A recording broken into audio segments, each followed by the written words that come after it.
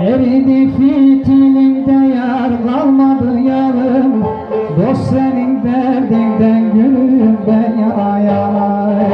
Yar senin derdinden gülüm ben yana yana.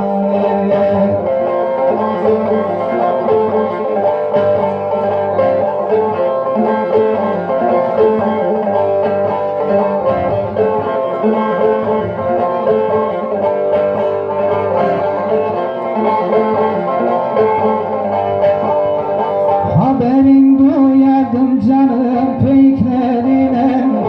Yaramı sarsılar gülüm şehitlerine. Gel haleyli de leyli de şehitlerine.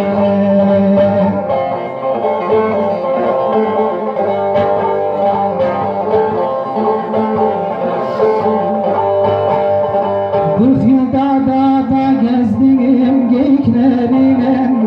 Dost senin derdinden gülüm ben yana yana.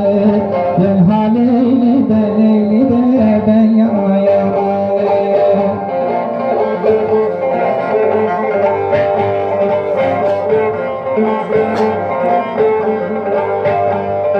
Pir Sultan Abdalım canım doldum eksildim. Yemeden içmeden gülüm sular kesildi.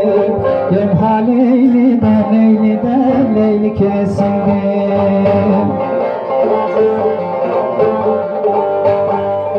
Hakkı çok sevdiğim gülüm için asıldım.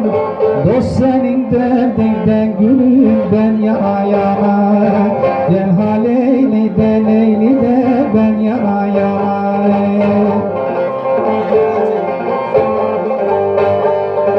Dost senin derdinden ben yana yana. Yani hü